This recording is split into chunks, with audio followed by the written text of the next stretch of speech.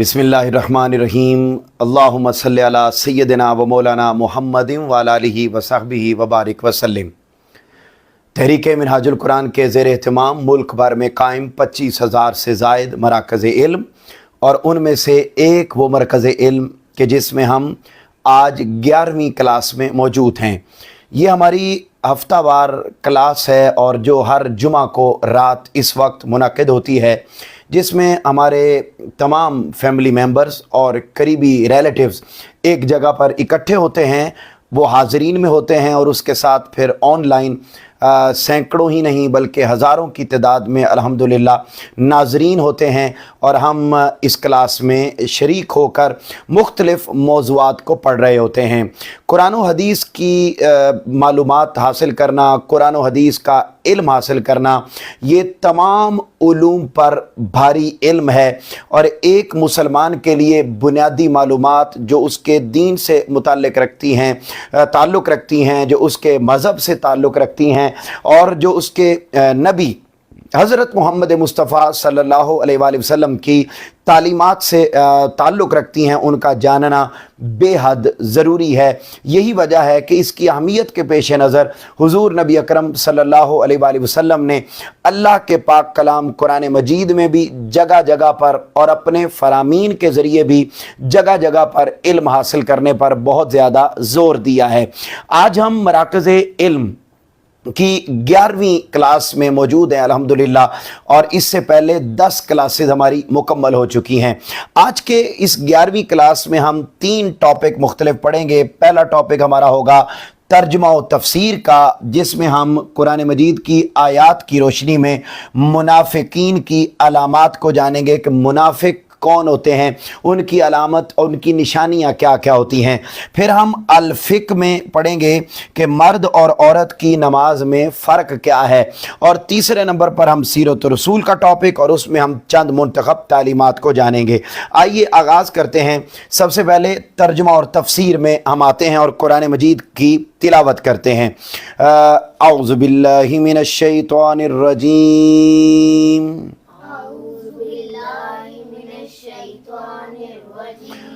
बिस्मिल्लाहिर्रहमानिर्रहीम। फ़ी क़ुलूबिहिम मरदुन फ़ज़ादहुमुल्लाहु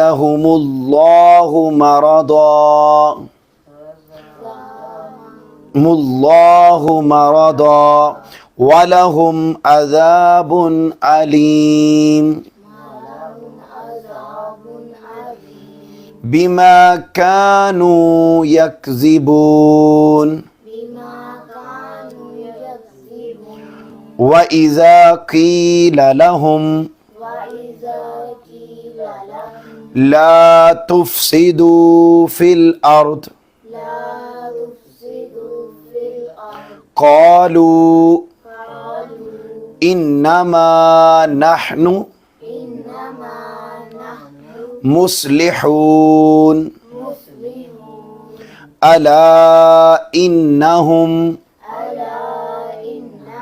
हुमुल मुफ़सिदून वलाकिन ला यशऊरून व इज़ा क़ील लहुम आमिनू कमा आमनन्नासु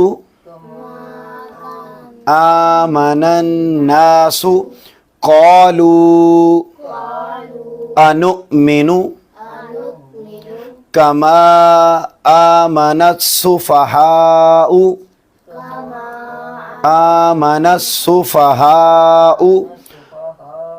अला इन्नहुम हुमुस्सुफ़हाउ वलाकिन ला यअलमून व इज़ा लकुल्लज़ीन आमनू قالوا آمنا وَإِذَا خَلَوْا إِلَى شَيَاطِينِهِمْ قَالُوا إِنَّا مَعَكُمْ إِنَّمَا نَحْنُ مُسْتَهْزِئُونَ اللہ یستہزیء بہم ویمدہم فی طغیانہم یعمہون صدق اللہ العظیم۔ یہ وہ آیات ہیں جن کے اندر سے ہم نے آج کیا پڑھنا ہے جی؟ منافقین کی علامت، کہ منافق جو بندے ہوتے ہیں، ایک بات تو یہ ذہن میں رکھ لیں کہ جو ایک ہوتا ہے مسلمان اور ایک ہوتا ہے منافق۔ کیا؟ مسلمان اور منافق۔ جو مسلمان یا جو مومن ہوتا ہے نا، وہ بیٹا وہ بندہ ہوتا ہے کہ جس نے دل سے بھی اللہ کو مانا ہوتا ہے اور اپنی زبان سے بھی اللہ کو مانا ہوتا ہے۔ لیکن جو منافق ہوتا ہے اس کی تعریف یہ ہوتی ہے کہ اس نے زبان سے تو اللہ اور اس کے رسول کو مانا ہوتا ہے، لیکن وہ دل سے نہیں مانتا، یعنی اوپر سے کلمہ پڑھا ہوتا ہے لیکن اس نے دل سے اللہ کو ایک نہیں مانا ہوتا، دل سے اس نے رسول پاک کو اللہ کا نبی یا رسول نہیں مانا ہوتا۔ اب بیٹے ان آیات میں اور بھی علامات بیان کی گئی ہیں، جن میں پہلے ہم ترجمہ کرتے ہیں۔ فی قلوبہم مرض، ان کے دلوں میں بیماری ہے، مرض ہے۔ فزادہم اللہ مرضا، اللہ نے ان کی بیماری کو اور بڑھا دیا ہے۔ بیماری سے مراد یہ نہیں کہ وہ کوئی ہارٹ پیشنٹ ہیں، مطلب یہ کہ ان کے اندر ایک بیماری ہے، یعنی وہ ظاہراً کلمہ پڑھتے ہیں اور دل سے کلمہ، یہ جو دل سے کلمہ نہیں پڑھتے یہ ان کے دل کی کیا ہے؟ بیماری ہے، اور اللہ نے ان کی یہ بیماری بڑھا دی ہے۔ وَلَهُمْ عَذَابٌ عَلِيمٌ، اور ان کے لیے دردناک عذاب ہے۔ بِمَا كَانُوا يَكْذِبُونَ، اس وجہ سے کہ وہ جھوٹ بولتے ہیں۔ وہ کیا جھوٹ بولتے ہیں؟ کہ وہ ظاہراً تو کلمہ پڑھتے ہیں لیکن دل سے نہیں پڑھتے، اوپر سے کہتے ہیں ہم مسلمان ہیں لیکن وہ حقیقت میں مسلمان نہیں ہوتے۔ تو اس کی وجہ سے اللہ نے ان کے لیے کیا تیار کیا ہوا ہے؟ عذاب علیم، دردناک عذاب۔ یہ ایک بات ہو گئی۔ دوسری، وَإِذَا قِيلَ لَهُمْ لَا تُفْسِدُوا فِي الْأَرْضِ، جب انہیں کہا جاتا ہے کہ تم زمین میں فساد نہ پھیلاؤ، یعنی مطلب یہ کہ منافق بندے کی اگلی نشانی یہ ہوتی ہے کہ وہ لڑائی جھگڑے کرتا ہے، لڑائیاں بڑی کرتا ہے، وہ مطلب لوگوں کو قتل کرتا ہے، وہ جناب بغاوت پہ اکساتا ہے اور بے شمار اس کی۔ تو کہا لا تفسدوا فی الارض، جب ان سے کہا جاتا ہے کہ یار زمین میں فساد نہ پھیلاؤ، لوگوں کو تنگ نہ کرو، لوگوں کو گالم گلوچ نہ کرو، لڑائی جھگڑا نہ کرو، تو وہ کہتے ہیں قالوا انما نحن مصلحون، ہم کب لڑائی جھگڑا کر رہے ہیں، ہم تو لوگوں کی اصلاح کر رہے ہیں۔ یعنی کر وہ غلط کام رہے ہوتے ہیں لیکن اس کے باوجود بھی لوگوں کو کیا کہہ رہے ہوتے ہیں کہ ہم تو صحیح کر رہے ہیں، اصلاح کر غلط کام رہے ہیں، لیکن لوگوں کو کہیں گے نہیں ہم تو صحیح کام کر رہے ہیں۔ پھر اگلی بات، الا انہم هم المفسدون ولکن لا یشعرون، آگاہ ہو جاؤ یہی لوگ حقیقت میں فساد کرنے والے ہیں، ولکن لا یشعرون، مگر انہیں اس کا احساس تک بھی نہیں ہوتا۔ یعنی منافق بندے کی یہ بھی علامت ہے کہ وہ کام غلط کرتا ہے، کیا کام غلط کرتا ہے لیکن اسے پتہ ہی نہیں ہوتا کہ میں کام صحیح کر رہا ہوں یا غلط، بلکہ اگر آپ اسے احساس دلوائیں کہ تم غلط کر رہے ہو، کہتے ہیں نہیں میں تو صحیح کر رہا ہوں، ٹھیک ہے۔ تو ایسا بندہ منافق۔ پھر کہتے ہیں وَإِذَا قِيلَ لَهُمْ آمِنُوا، اور جب ان سے کہا جاتا ہے کہ تم ایمان لاؤ، کما آمن الناس، جیسا کہ دوسرے لوگ ایمان لے آئے ہیں، قالوا انؤمن کما آمن السفہاء، اور کہتے ہیں جی کہ تو کہتے ہیں کیا ہم بھی اسی طرح ایمان لے آئیں جس طرح وہ بے وقوف ایمان لے آئے ہیں؟ تو الا انہم هم السفہاء، حقیقت میں وہ خود ہی بے وقوف ہیں، ولکن لا یعلمون، اور انہیں اپنی بے وقوفی کا کوئی پتہ نہیں ہے۔ یعنی جب انہیں کہا جاتا ہے کہ یار جس طرح باقی صحیح طرح ایمان لائے ہیں، یعنی زبان سے بھی اور دل سے بھی، تو ویسے ہی تم بھی لاؤ، تو کہتے ہیں نہیں یہ تو پاگلوں کا کام ہے، بے وقوفوں کا کام ہے، اوپر سے بھی دل نہیں، ہم نہیں لائیں گے، حالانکہ وہ خود بے وقوف ہیں جبکہ کہہ وہ دوسروں کو بے وقوف رہے ہیں۔ تو یہ اگلی نشانی۔ پھر وَإِذَا لَقُوا الَّذِينَ آمَنُوا कालू आमन्ना, और जब उनसे कहा जाए, और वो क्या करते हैं जब वो अहले ईमान से मिलते हैं मुनाफिक लोग ईमान वालों से मिलते हैं तो कहते हैं कालू आमन्ना, हम ईमान ले आए हैं। वइज़ा खलो इला शयातीनहिम, और जब वो अपने दोस्तों के पास जाते हैं तो क्या कहते हैं, हम कालू इन्ना माकुम, हम ईमान नहीं लाए, हम उनके साथ नहीं हैं, हम तो तुम्हारे साथ हैं। इन्नमा नहनु मुस्तहज़िऊन, तो हम यकीनन तुम्हारे साथ। तो कहते जी हम मुसलमानों का तो महज मजाक उड़ाते हैं, हम तो मजाक उड़ाने के लिए गए थे उनके साथ, जबकि हकीकत में हम ईमान नहीं लाए। फिर क्या, अल्लाह यस्तहज़ी बिहिम, अल्लाह उन्हें उनके मजाक की सज़ा देता है। व यमुद्दुहुम फ़ी तुग़यानिहिम, और उन्हें ढील देता है ताकि वो अपने अंजाम को पहुँच जाएं। फ़ी तुग़यानिहिम, फिर यअमहून, सो वो खुद अपनी सरकशी में भटक रहे हैं। ये बेटे हमने कुरान मजीद की उन आयात का तर्जुमा किया और उसमें हमने पढ़ा कि सिंपल इज़ दैट, जो मुनाफिक होते हैं वो क्या करते हैं बेटा, लड़ाइयाँ करते हैं। वो क्या करते हैं, जब मुसलमानों के साथ होते हैं तो कहते हैं हम तुम्हारे साथ हैं, जब उधर जाते हैं तो कहते हैं हम तुम्हारे साथ हैं। फिर वो उनको मना किया जाए कि तुम लोग उल्टे काम ना करो तो वो कहते नहीं हम तो सही काम कर रहे हैं। और फिर वो जब दूसरे उनके साथ मिलते हैं अपनों के साथ तो कहते हैं हम तो मुसलमानों का मजाक उड़ा रहे हैं। तो अल्लाह ताला ने इन सारी हरकतों की वजह से उन्हें अजाब भी दे रखा है और अल्लाह ताला ने उनको खुली छुट्टी भी दे रखी है कि एक ना एक दिन तुम मेरे पास आओगे तो फिर मैं तुम्हारी इन सारी बातों का बदला ले लूँगा। तो ये बेटे अच्छा, अब यहाँ देखिए इन आयात से हमें क्या क्या बातें मालूम होती हैं। पहला पॉइंट जो हमें समझ में आता है वो ये कि मुनाफिकत दिल की बीमारी है। बोलिए क्या, मुनाफिकत दिल की बीमारी, ये पहली बात हमें पता चलती। यानी हम इसको यूँ कह सकते हैं कि मुनाफिकत, ये बोलिए बेटा ये किसकी बीमारी है, दिल की बीमारी, ये पहली बात। यानी ऊपर से तो बंदा मुसलमान हो सकता है लेकिन असल जो बुग़्ज़ छुपा हुआ होता है वो दिल में छुपा होता है। नंबर 2, मुनाफिकत की बीमारी घटने की बजाय ये हमेशा बढ़ती रहती है। बोलो क्या, मुनाफिकत की जो बीमारी है वो हमेशा बेटे बढ़ती रहती है, वो कभी कम नहीं होती।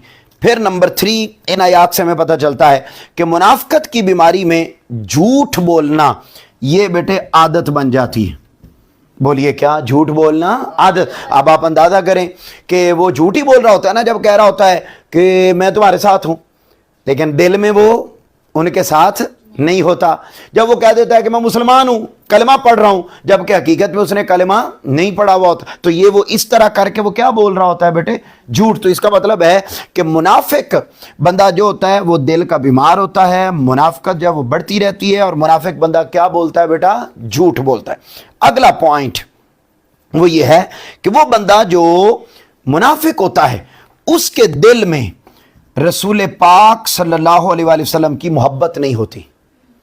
मुनाफिक जो होता है उसके दिल में किसकी मोहब्बत नहीं होती, रसूल पाक सल्लल्लाहु अलैहि वसल्लम की मोहब्बत नहीं होती। वो आपकी अहमियत को नहीं समझता और अल्लाह ताला की बेअदबी करता है और वो हमेशा दुनिया के कामों में मसरूफ रहता है। बोलिए किन कामों में मसरूफ रहता है, दुनिया। ये मुनाफिक होता है। फिर अगली निशानी बताई कि जो मुनाफिक होता है वो हमेशा बेटे पहले भी मैंने बताया क्या करता है, फसाद यानी लड़ाई झगड़ा। ये मुनाफिक की अगली निशानी। फिर अगली निशानी ये है कि वो खुद को ये समझता है कि मैं लोगों की इस्लाह कर रहा हूं, जबकि हकीकत में वो क्या कर रहा होता है, फसाद, गलत काम कर रहा होता है। यानी वो अपने आप को सही समझता है, अपने अलावा बाकी सबको गलत समझता है। तो वो बंदा जो अपने आप को सही समझे और अपने अलावा सारों को गलत समझे तो जान लें कि वो हकीकत में क्या है बेटा, मुनाफिक है। फिर अगला पॉइंट, और वो बताया कि जी वो अल्लाह के रास्ते में जो नेक लोग होते हैं उन नेक लोगों को वो क्या समझता है बेटे, बेवकूफ़। ऊंचा बोलिए क्या समझता है, बेवकूफ़ समझता है। हर उस बंदे को जो अल्लाह का काम करते हैं, नेक लोगों को वो बेवकूफ़ समझता है। और आखिरी अलामत यह है कि वो दोगलापन उसके अंदर होता है, वो हर दूसरे का मजाक उड़ाता है और प्लस उसके अंदर अगली बीमारी ये होती है कि वो मजाक उड़ाता है तो फिर अल्लाह ताला इन सारी बुरी आदतों की वजह से बेटा इन सब लोगों को किस में मुब्तला कर देता है, अजाब में, ऊंचा बोलिए अजाब में। अच्छा मुझे बताओ ज़रा, जो हमने मुनाफिकत की अलामात पढ़ी हैं, बताओ ये कौन सी बीमारी है बेटा? दिल की बीमारी है। फिर ये बढ़ती रहती है, कम होती है? बढ़ती रहती है। जो मुनाफिक होता है वो क्या बोलता है? उसके दिल में किसकी मोहब्बत नहीं होती? अल्लाह और उसके रसूल की मोहब्बत नहीं होती। वो ज़मीन पर क्या फैलाता है? फसाद फैलाता है। वो खुद को क्या समझता है? मुस्लिह, मुस्लिह कहते हैं, अपने आप को अच्छा समझता है, अपने आप को समझता है कि मैं बड़ा अच्छा काम कर रहा हूँ, जो मैं कह रहा हूँ वही ठीक है, जो दूसरा कह रहा है वो ठीक नहीं। फिर वो खुद क्या होता है बेटा? नहीं, वो नेक लोगों को क्या समझता है? बेवकूफ़ समझता है। उसके अंदर क्या होता है? दोगलापन। और वो क्या उड़ाता है बेटे? दूसरों का मजाक उड़ाता है। तो जिसके अंदर ये खूबियाँ पाई जाएं तो फिर अल्लाह ताला उनको किस में मुब्तला कर देता है? अज़ाब। बताओ समझ आ गई बात की? कोई मुश्किल तो नहीं है। ये बेटा हमने आज के लेक्चर में ये पहला पॉइंट तर्जुमा और तफसीर में पढ़ा कि मुनाफिकीन की अलामात क्या होती हैं। उसके बाद जो हमारा अगला टॉपिक है वो अल-फिक का है, और अल-फिक के इस टॉपिक में हमने ये पढ़ना है कि मर्द किस तरीके से नमाज पढ़ते हैं, वो तो हमने अपने पिछले लेक्चर में पढ़ लिया था। और अब तक हमने पढ़ा कि वो हाथ कानों तक उठाते हैं, वो नाफ के नीचे हाथ बांधते हैं, रुकू सुजूद करते हैं। अच्छा, अब हम आज ये पढ़ रहे हैं कि ख़वातीन किस तरीके से नमाज पढ़ें, उनकी नमाज में क्या फ़र्क होता है। तो यहाँ देखिए पहला सवाल लिखा हुआ है, मर्द और औरत की नमाज में क्या फ़र्क है।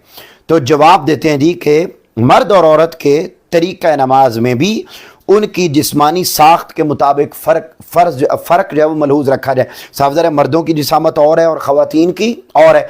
तो जिस तरीके से ख़वातीन की जिसामत डिफरेंट है, इस तरीके और मर्दों की, तो अल्लाह ताला ने उनकी नमाज और तरीके से है और ख़वातीन की और यहाँ पर बेटे एक बात और भी मैं आपको बता दूँ कि आजकल बहुत ज़्यादा फितने भी चले हुए हैं और कहते हैं जी कि मर्दों और औरतों की एक ही तरह की नमाज है। तो याद रख लें, ये एक तरह की नमाज नहीं है। सिर्फ नमाज ही नहीं, रोज़े भी मर्दों और औरतों के एक जैसे नहीं है, हज भी मर्दों और औरतों का एक जैसा बोलिए नहीं है, ज़कात भी मर्दों और औरतों की एक जैसी नहीं है।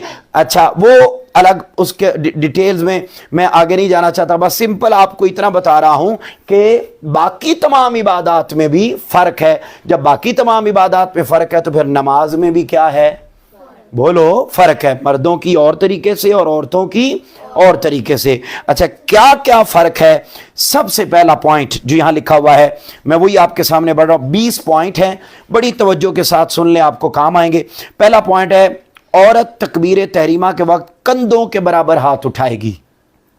ठीक है, ये कंधे हैं तो वो कानों तक, मर्द कहाँ तक उठाते हैं? कानों तक, औरतें यहाँ तक उठाएंगी, नंबर 1। नंबर 2, आस्तीनों से बाहर हाथ नहीं निकालेगी, यानी आपने को बहुत ऊंचे हाथ नहीं करने, बस ऐसे, ठीक है, वो आपके हाथ ज्यादा ऊंचे नहीं होने चाहिए। नंबर 3, सीने के ऊपर हाथ पे हाथ बांधेगी, ठीक है, यानी इस तरीके से हैं, ऐसे, ठीक है, और सीने पे, ठीक है, यहां नहीं, ठीक है, नीचे भी, तो यहां सीने पे ऐसे ऐसे हाथ बांधेगी। फिर हो गया। उसके बाद अगला पॉइंट क्या है? रकू में मर्दों की निस्बत कम झुकेगी, यानी जो मर्द हैं वो ज़्यादा झुकते हैं नीचे तक, लेकिन ख़वातीन ने ज़्यादा नीचे तक नहीं झुकना, वो थोड़ा कम झुकेंगी। फिर 5वां पॉइंट, उंगलियों को गिरा नहीं देगी, ना उंगलियां ज़्यादा फैलाएगी बल्कि मिला कर रखेगी। यानी आमतौर पर ये होता है कि मर्द हैं तो उन्होंने फॉर एग्जांपल अगर रुकू किया तो वो अपनी उंगलियों को खोल सकते हैं, लेकिन जो ख़वातीन हैं वो खोलेंगी नहीं बल्कि बंद रखेंगी। इस तरीके से तैयात में बैठी हैं तो वहाँ पर भी वो खोलेंगी नहीं बल्कि बंद, तो उंगलियों को आपने समेट के रखना है। फिर 6ठा पॉइंट, हाथ घुटनों के ऊपर रखेगी, यानी जब रुकू करेगी तो हाथ किस पे आएंगे बेटा? घुटनों के ऊपर। उसके बाद 7वां पॉइंट है, घुटनों में खम नहीं करेगी। खम का मतलब ये है कि आप यूँ समझ लें, मैं अगर आपको प्रैक्टिकल करके दिखाऊं तो यानी यूं यूं यूं नहीं करना, खम कहते हैं कि मिलाना उसको, ठीक है, यूं यूं यूं रुकू नहीं करना बल्कि यूं। अच्छा, फिर अगला पॉइंट वो है जी, रुकू और सुजूद में घुटनों को मिलाएगी। क्या? रुकू और सुजूद को घुटनों में, ठीक है, यानी आपके जब आप रुकू और सजदा करेंगे तो आपके जो घुटने हैं सजदा करते हुए, स्पेशली सजदा करते हुए, ये आपके अलग अलग नहीं होंगे बल्कि मिले हुए होंगे, ठीक है, इस तरीके से। फिर अगला पॉइंट है सजदा हो कादा में, पाँव की उंगलियां खड़ी नहीं करेगी।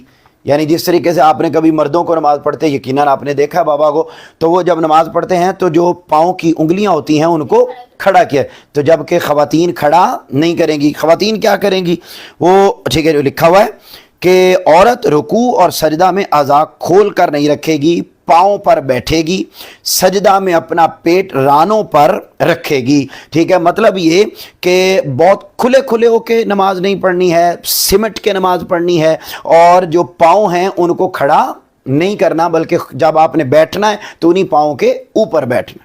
उसके बाद अगला है अत्तहियात के वक्त दोनों पाँव दाईं तरफ निकाल कर बैठेगी।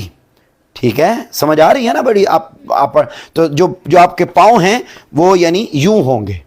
ठीक है, और आप इस तरीके से अत्तहियात में बैठेंगे। फिर मर्द की इमामत नहीं कर सकती, यानी औरत कभी भी इमाम नहीं बन सकती, औरत हमेशा, जबकि मर्द की इमामत में नमाज पढ़ सकती है।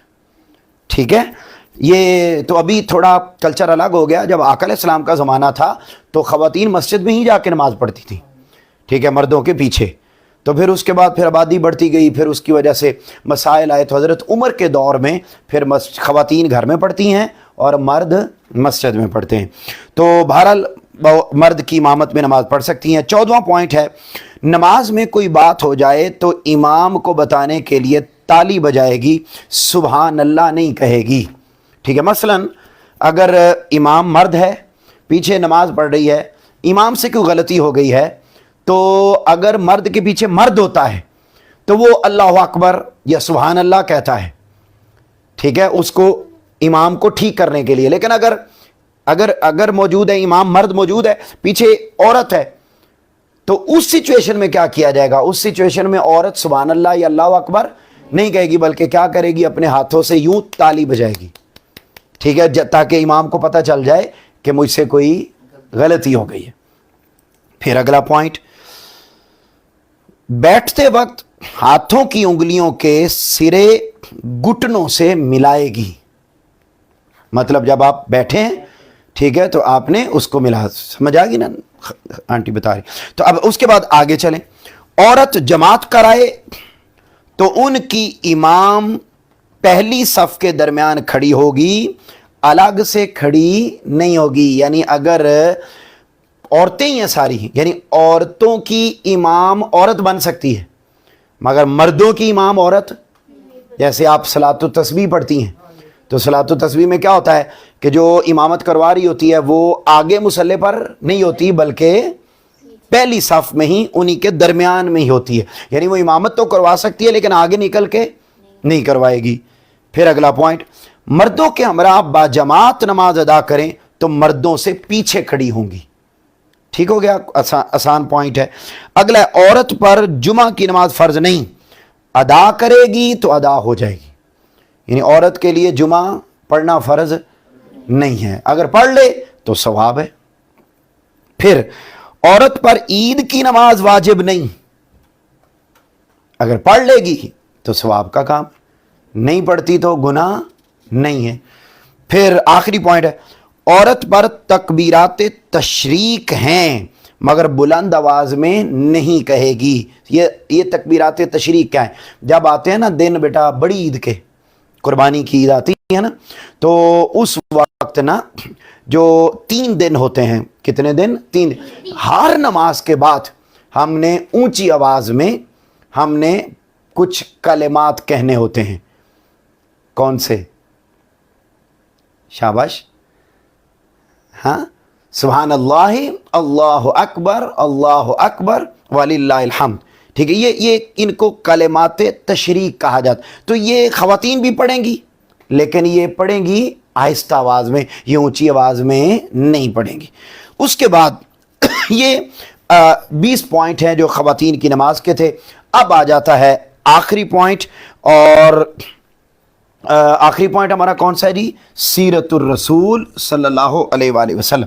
इसमें चंद मुंतखब तालीमात हैं आका अलैहिस्सलाम की, जो हम सीरतुर रसूल के टॉपिक में पढ़ रहे हैं। पहले मुझे ये बताएं कि ख़वातीन की नमाज समझ में आ गई? हाँ जी, क्लियर, पॉइंट को प्रॉब्लम तो नहीं है, और मुनाफिकीन के अलामात भी समझ में आ गई। अब हम आ जाते हैं आखिरी हमारा जो पॉइंट है उसको जानते हैं कि इस आखिरी पॉइंट में क्या है,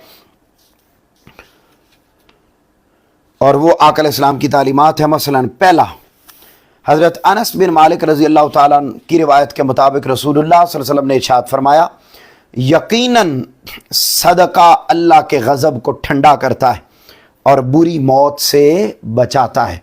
यानी हम गरीबों पे खर्च करें। आप लोग अगर कॉलेज में पढ़ते हैं, स्कूल में पढ़ते हैं, तो वहाँ पर अगर आपके किसी फेलो के पास इंक नहीं है तो आप उसको इंक दे देते हैं, किसी के पास लेड पेंसिल नहीं है आप उसको वो दे देते हैं, आप किसी के पास पेन नहीं है आप उसको वो दे देते हैं, या आपको वैसे फील होता है कि ये ले ही नहीं सकता आप उसको कॉपी लेके दे। तो जो आप खर्च करते हैं ये क्या कहलाता है बेटे? सदका। और सदका अल्लाह के गुस्से को ख़त्म करता है। बोलो, किसको ख़त्म करता है? अल्लाह के। और कभी भी उस बंदे को बुरी मौत नहीं आ सकती बेटे जो क्या दिया करता है? सदका दिया। दूसरी हदीस, हज़रत साद रज़ी अल्लाह ताला अन्हु की बेटी हज़रत मैमूना बयान करती हैं कि मैंने अर्ज़ किया, या रसूल अल्लाह सल्लल्लाहु अलैहि वसल्लम, हमें सदका के बारे में कुछ इरशाद फरमाएं। तो आपने फरमाया, जो कोई अल्लाह ताला से अजर और उसकी खुशनुदी और रज़ामंदी हासिल करने की नीयत से सदका और खैरात करता है तो वो सदका उस बंदे के लिए जहन्नुम जाने के मामले में रुकावट बन जाता है। यानी वो बंदा जो सदका करता है वो कभी जहन्नुम में, बोलिए, नहीं जाएगा। दो बातें हो गई। तीसरी सुनो, हज़रत राफ़े बिन खुदैच से रिवायत है कि रसूलुल्लाह सल्लल्लाहु अलैहि वसल्लम ने फरमाया, सदका बुराई के 70 दरवाजे बंद करने का सबब बनता है। यानी वो बंदा जो सदका देता है, किसी गरीब की मदद करता है, तो वो आप यूँ समझ लें कि अल्लाह ताला उसको बुराई करने का मौका नहीं देता। क्या? बुरा काम करने का उसको मौका, वो फिर हमेशा नेक काम करता है। अगला पॉइंट है चौथा, एक रिवायत में हज़रत अबू हुरैरा रज़ी अल्लाह ताला अन्हु बयान करते हैं कि यकीनन सबसे पहला अमल जिसका सवाब मरने वाले को मुसलसल पहुंचता है वो उसका इल्म है जो उसने सिखाया और फैलाया। यानी एक आपने अगर ज़िंदगी में इल्म, किसी को इल्म की बात बता दी तो आप मर गए, तो पीछे जिसको इल्म की बात बताई थी वो जिंदा रहा और वो उस पर अमल करता रहा। आप कब्र में हैं लेकिन आपको उसके अमल करने की वजह से कब्र में भी आपको उसका अजर मिलता रहेगा। फिर दूसरा अमल, उसका जानशीन यानी नेक बेटा। अगर बाप फौत हो गया और उसका बेटा नेक है और वो बेटा नेक अच्छे काम करता है तो उसके अच्छे कामों का अजर उसके बाप को कब्र में मिलता रहेगा। फिर तीसरा अमल, कुरान मजीद का वो नुस्खा जो उसने तरका या विरासत में छोड़ा। यानी आपने कुरान मजीद ख़रीदा हुआ था, आप पढ़ रहे थे, आप पढ़ते पढ़ते दुनिया से चले गए, अब कुरान मजीद पीछे बच गया। कुरान मजीद तो कब्र में नहीं जाता, कुरान मजीद पीछे बच गया। अब उस कुरान को और कोई पढ़ते हैं, ख़रीदा हुआ आपका था लेकिन पढ़ेंगे कोई और, जबकि उसका सवाब और अजर आपको कब्र में मिलता रहेगा। तीन बातें। चौथा अमल, वो मस्जिद कायम करना है जो उसने तामीर की। किसी बंदे ने मस्जिद बनवा दी और वो फौत हो गया, अब जब तक लोग उसमें नमाज पढ़ते रहेंगे उसका अजर उसको कब्र में मिलता रहेगा। फिर पांचवा अमल, वो सराय बनाना जो उसने मुसाफिरों के लिए तैयार की। मतलब किसी बंदे ने मुसाफिर खाना बना दिया कि लोग यहाँ आके स्टे करें, ठीक है, तो वो जब वो मर गया लेकिन जब तक लोग उसमें आके स्टे कर रहे हैं, बैठ रहे हैं, तो उसको उसका सवाब मिलता रहेगा। फिर छठा अमल, वो चश्मा है जिससे उसने लोगों को पानी पीने का इज़्न आम दिया। मतलब किसी ने फिल्टर लगवा दिया, ठीक है जी, लोग उसमें पानी भर रहे हैं, वो फौत हो गया, तो जब तक लोग उस फिल्टर से पानी भरते रहेंगे उसको कब्र में उसका सवाब मिलता रहेगा। फिर सातवां अमल, अपनी दौलत में से उम्दा माल खैरात करना और जो उसने अपनी ज़िंदगी में की, यानी माल कमाया और उसमें से उसने खर्च कर दिया। अब उसने दरख्त लगा दिया खर्च करके, तो जब तक वो दरख्त लगा हुआ है लोग उसकी छांव में, खुद वो चाहे फौत हो गया है लेकिन कब्र में उसको उसका अजर किसी भी अच्छी जगह पे इन्वेस्ट कर दिया। फिर नेकी के इन तमाम कामों का अजर उसे मरने के बाद भी मिलता रहता है। ये पूरी एक हदीस है जिसके अंदर 7 बातें बयान की। پھر اس کے بعد اگلا حضرت معاذ بن انس رضی اللہ تعالیٰ نے روایت کرتے ہیں کہ رسول اللہ صلی اللہ علیہ وسلم نے فرمایا جو کوئی علم سکھاتا ہے، کیا بیٹے، جو کوئی علم سکھاتا ہے اسے اس علم پر عمل کرنے والے کی طرح اجر ملتا ہے. یعنی اب ہم باتیں آپ کو بتاتے ہیں، آپ اس پر عمل کر لیتے ہیں تو جتنا ثواب اللہ آپ کو دے گا عمل کرنے کا، اتنا ہی اللہ ہمیں بھی دے گا. پھر اسی طریقے سے یہ باتیں آپ یہاں سیکھتے ہیں، جا کے آپ اپنے کلاس فیلوز کو بتاتے ہیں، اپنے محلے میں بتاتے ہیں کہ ہم نے رات کو یہ سیکھا، تو آگے وہ عمل کرنے لگ جاتا ہے. تو جتنا اللہ اس کو اجر دے گا اتنا اللہ آپ کو بھی دے گا. تو یہ جتنی باتیں آپ سیکھتے ہیں ان کو وہاں شیئر کریں، پھر اچھا کرنے والے کو بھی، اور اس کے عمل میں بھی کمی نہیں آتی. اگلا ہے حضرت ابو الدرداء رضی اللہ تعالیٰ عنہ سے رسول اللہ صلی اللہ علیہ وسلم نے فرمایا کیا میں تمہیں ایسی چیز کے بارے میں نہ بتاؤں ہاں جی سنیے 11ویں ہے بیٹا یہ. اچھا ادھر دیکھو میری طرف، اگلا بڑا اہم پوائنٹ ہو کیا میں تمہیں ایسی بات نہ بتاؤں. رسول پاک صلی اللہ علیہ وسلم نے فرمایا جو درجے میں رتبے میں روزہ نماز اور زکوٰۃ سے بھی افضل ہے. ہم سمجھتے ہیں کہ سب سے افضل نماز ہے، لیکن آقا علیہ السلام فرما رہے ہیں میں تمہیں ایسی بات بتاتا ہوں جو نماز روزہ سے بھی افضل ہے، زکوٰۃ دینے سے بھی افضل ہے. اور وہ کیا؟ لوگوں نے عرض کیا یا رسول اللہ کون سی آپ؟ تو آقا علیہ السلام نے فرمایا جب لوگوں میں لڑائی ہو جائے، کیا ہو جائے بیٹا؟ لڑائی ہو جائے اور امن کو تباہ کیا جا رہا ہو، تو ان حالات میں صلح و مفاہمت اور تصفیہ کروانا. یعنی جب لوگوں میں لڑائی ہو جائے اور آپ ان لڑائی کرنے والوں کے درمیان جا کے صلح کروا دیں، تو اس صلح کروانے کا ثواب اللہ آپ کو نماز روزہ اور زکوٰۃ سے بھی زیادہ دیتا ہے. یعنی بس صرف صلح کروانی ہے آپ نے. اور مزے کی بات آپ کو بتاؤں، آپ جھوٹ بول کے بھی صلح کروا سکتے ہیں. کیا؟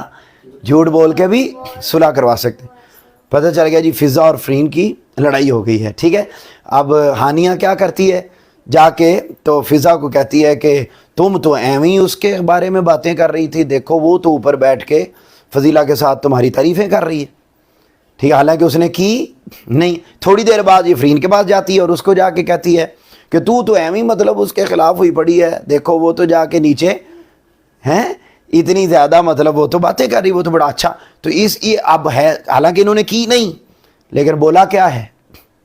جھوٹ بولا ہے. لیکن جھوٹ کس لیے بولا ہے؟ تاکہ ان کی صلح ہو جائے. تو آپ جھوٹ بول کے بھی اگر صلح کروانا چاہیں تو صرف صلح کے معاملے میں آپ جھوٹ بول سکتے ہیں. ویسے آپ جھوٹ بولیں گے تو آپ کیا ہو جائیں گے؟ منافق ہو جائیں گے، ٹھیک ہے. تو ویسے جھوٹ نہیں بولنا. تو یہ بیٹے بات سمجھائیے کہ آپ جب آپ نے صلح کروا دی تو اس کا اجر کتنا ملے گا؟ بولیے. ہاں اس سے بھی افضل. زندہ باد، شاباش، بہت اچھے. اس کے بعد بیٹے اگلی حدیث پاک حضرت عبداللہ بن عمر رضی اللہ تعالیٰ عنہ بیان کرتے ہیں رسول اللہ صلی اللہ علیہ وسلم نے فرمایا بہترین صدقہ دو قریبی رشتہ داروں کے درمیان صلح کروا دینا. ہم کیا سمجھتے ہیں کہ صدقہ صرف وہی ہے کہ آپ نے پیسے دے دیے، لیکن آقا علیہ السلام فرما رہے ہیں دو بندے لڑے ہوئے تھے اور آپ کے قریبی رشتہ دار تھے، آپ نے ان کے درمیان صلح کروا دی، تو یہ بھی کیا ہے جی؟ صدقہ ہے. اور مجھے بتائیں صدقہ کیا کرتا ہے بھلا؟ پہلی حدیث کیا پڑھی ہم نے؟ صدقہ اللہ کے غضب کو ٹھنڈا اور بری موت سے بچاتا ہے. شاباش. پھر اگلا حضرت ابو امامہ رضی اللہ تعالیٰ عنہ سے مروی کہ رسول اللہ صلی اللہ علیہ وسلم نے حضرت ابو ایوب بن زید کو فرمایا کیا میں تمہیں ایسا عمل نہ بتاؤں جو اللہ تعالیٰ اور اس کے رسول کے لیے موجب مسرت ہے؟ یعنی میں آپ کو ایسا عمل نہ بتاؤں جس سے اللہ اور اس کا رسول خوش ہو جائیں. مسرت کا کیا معنی ہوتا ہے بیٹا؟ خوش ہو جائیں، جس سے اللہ اور اس کا رسول خوش ہو جائیں. میں ایسی بات نہ بتاؤں آپ کو؟ اچھا اب کیا ہوا؟ تو انہوں نے عرض کیا کیوں نہیں یا رسول اللہ صلی اللہ علیہ وسلم؟ تو آپ نے فرمایا پھر سنو، جب لوگ جھگڑیں تو ان کے درمیان کیا کروا دو؟ صلح کروا دو. اور جب لوگوں میں فاصلے بڑھنے لگیں تو ان کے درمیان کیا پیدا کر دو؟ قربت پیدا کر دو. بتائیں سمجھ آ رہی ہے بات کی؟ کیا آقا علیہ السلام نے صحابی نے کیا بتایا کہ ایسا عمل آپ کو میں بتاتا ہوں جس سے اللہ اور اس کا رسول کیا ہو جائیں گے؟ خوش ہو جائیں گے، اللہ اور اس کا رسول خوش ہو جائیں گے، ان کے چہرے پر مسکراہٹ آ جائے گی۔ تو پوچھا یار بتائیں کون سا عمل کریں کہ جس سے اللہ اور اس کے رسول کے چہرے پر خوشی آ جائے؟ تو بتایا کہ کیا کرو تم، دو لوگوں کے درمیان جب وہ ایک دوسرے سے دور ہو رہے ہوں تو تم انہیں ایک دوسرے کے قریب کر دو۔ پلے تو نہیں پڑی گل؟ ٹھیک ہے جی، اگلا پوائنٹ دیکھیں، اگلی حدیث دیکھیں۔ حضور نبی اکرم صلی اللہ علیہ وسلم نے امر بالمعروف، نیکی کا حکم دینا۔ امر بالمعروف کا کیا معنی ہوتا ہے؟ نیکی کا حکم دینا۔ ونہی عن المنکر، برائی سے منع کرنا کا حکم ارشاد ذیل میں۔ اب یہ کچھ اور تعلیمات آ رہی۔ آپ کے صحابہ میں سے ایک صحابی نے بیان کیا اللہ کے رسول نے ہم سے بیعت لی۔ بیعت کا معنی ہے وعدہ لیا۔ بیٹے امر بالمعروف و نہی عن المنکر، امر بالمعروف کا معنی ہوتا ہے لوگوں کو نیکی کی دعوت دینا، اور نہی عن المنکر کا کیا معنی ہوتا ہے؟ لوگوں کو برائی سے منع کرنا۔ یہ کام، یہ اتنا اعلیٰ کام ہے، یہ جو ہم کرتے ہیں ہر جمعہ کو، یہی کام ہے اور اس کا بڑا اجر ہے اور سب لوگ شریک ہوتے ہیں۔ تو اب اس کے متعلق احادیث آ رہی ہیں اور باتیں ذرا سنیں۔ تو صحابہ کرام، آپ کے صحابہ میں سے ایک صحابی نے بیان کیا کہ اللہ تعالیٰ نے رسول اللہ صلی اللہ علیہ وسلم نے ہم سے بیعت لی، پرومس لیا، وعدہ لیا، اور یہ بیعت صرف مردوں سے نہیں بلکہ کن سے لی؟ خواتین سے بھی لی۔ اور کیا لیا کہ نمبر 1 مجھ سے وعدہ کرو کہ تم کبھی بھی اللہ کے ساتھ کسی کو شریک نہیں کرو گے۔ نمبر 2 کبھی چوری نہیں کرو گے، کبھی بدکاری نہیں کرو گے، اپنے بچوں کو قتل نہیں کرو گے، اور ایک دوسرے پر الزام تراشی بھی نہیں کرو گے۔ میں نے میرا ٹفن کھا لیا، حالانکہ ٹفن اس نے کھایا نہیں ہوتا۔ یہ کیا ہے؟ الزام۔ یہ جھوٹ بولتی ہے، یہ شکایتیں بہت لگاتی ہے، یہ کرتا، تو یہ الزام تراشی۔ یعنی آقا علیہ السلام نے ان باتوں پر باقاعدہ پرومس لیا کہ تم جو مرضی یہ کام نہیں کر رہے۔ بیٹے کون کون سے؟ نمبر 1 اللہ کے ساتھ شرک، چوری، بدکاری نہیں کرنی۔ پھر آگے کیا بتایا؟ کیا نہیں کرنا؟ اپنے بچوں کو قتل نہیں کرنا۔ اور آخری پوائنٹ کیا بتایا؟ الزام تراشی نہیں کرنی۔ اس پر رسول اللہ نے شاباش، بہت اچھے۔ پھر اسی طریقے سے اور ایک اور صحابی کے مطابق حضور نبی اکرم صلی اللہ علیہ وآلہ وسلم نے فرمایا، کیا ارشاد؟ اگر تم 5 وقت کی نماز ادا کرتے ہو تو رمضان المبارک کے مہینے میں اہتمام سے روزے رکھتے ہو، اپنے مال و متاع سے باقاعدہ زکوٰۃ دیتے ہو، اور عادل حکمران کی فرما برداری کرتے ہو، تو کیا ہوگا؟ ان ساری باتوں کے بدلے میں اللہ تمہیں جنت دے گا۔ بولو کیا دے گا؟ نمبر 1 کیا پڑھتے ہو؟ نماز۔ کیا رکھتے ہو؟ روزے۔ کیا ادا کرتے ہو؟ زکوٰۃ۔ نیکسٹ کیا بولا؟ عادل حکمران کی بات مانتے ہو، یعنی اپنے حکمران کی بات مانتے ہو۔ یہ کام تم اگر کر لیتے ہو نا تو اللہ تمہیں کیا دے دے گا؟ جنت دے دے گا۔ پھر سیکنڈ لاسٹ حدیث بڑی آسان۔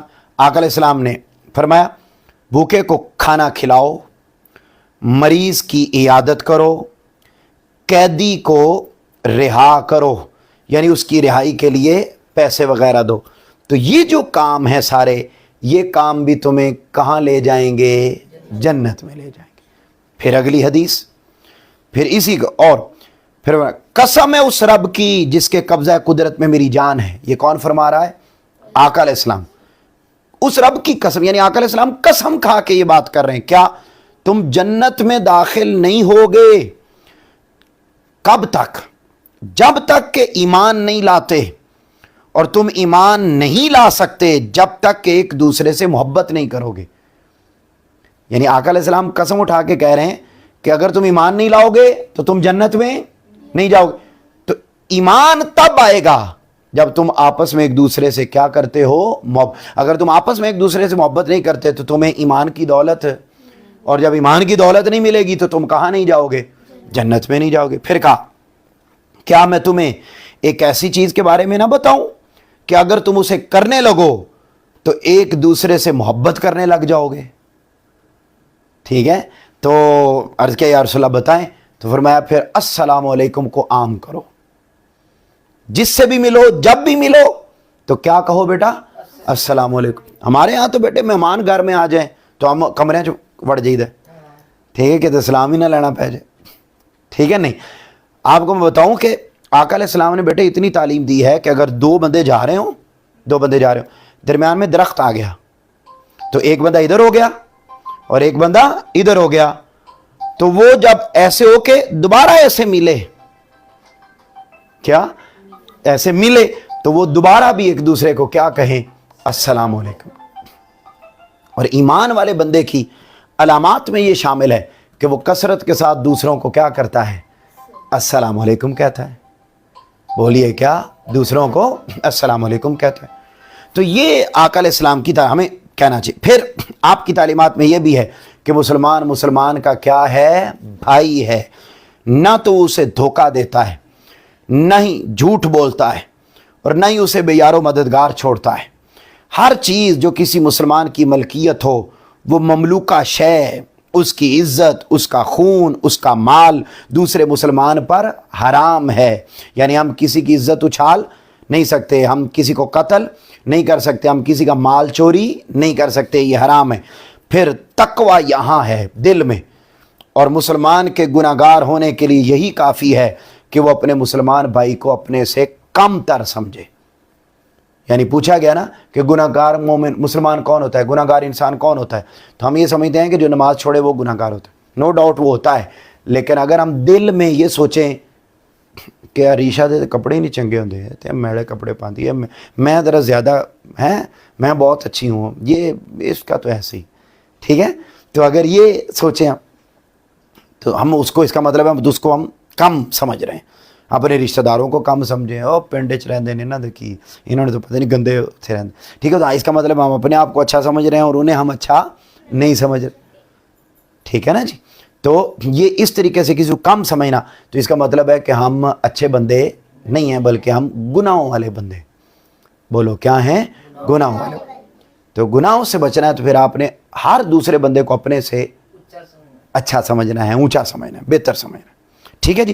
تو یہ بیٹے تعلیمات تھیں. اس کے ساتھ ہی ہمارا 11واں لیکچر آج مکمل ہو رہا ہے. تو بتائیے آپ کو سمجھ تو نہیں آیا ہیں, یہ سارا کلیئر ہے؟ کلیئر ہوگی. آ جائیں, درود پاک پڑھتے ہیں اور اس کے بعد پھر دعا کرتے ہیں. جو بچے آ سکتے ہیں وہ یہاں آ, اور باقی بڑے ادھر ہی رہیں گے. اچھا, دھیان سے بیٹا, دھیان سے آ جاؤ. چلو شاباش, چلیں جی. مصطفیٰ جان رحمت پہ لاکھوں سلام, شمع بز میں ہدایت پہ لاکھوں سلام, شمع بز میں ہدایت پہ لاکھوں.